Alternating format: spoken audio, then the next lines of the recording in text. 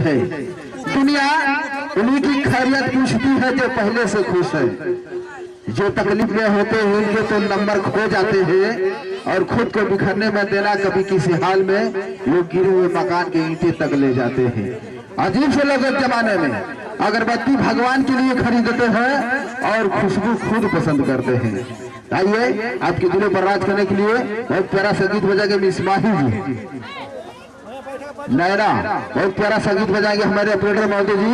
Miss नैना जी को बुलाना चाहते हैं। मिस नैना जी प्यारा संगीत बजाएंगे, दिलों पर राज कराएंगे मिस नैना जी को।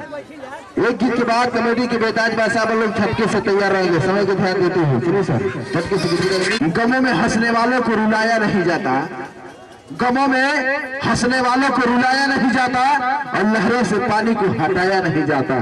आज लोग बन जाते हैं अपने, किसी को कहकर अपना बनाया नहीं जाता, बनाया नहीं जाता।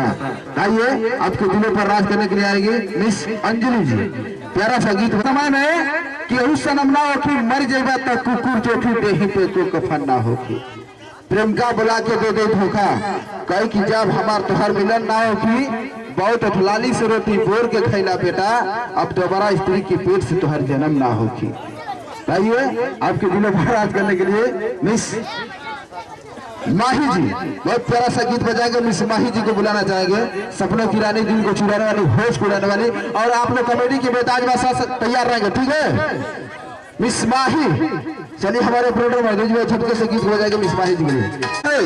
क्यों इतने गुलफाम हो रहे हैं, जवानी के दिन आप संभाला है, बुढ़ापे में क्यों बदलाव हो रहे हैं।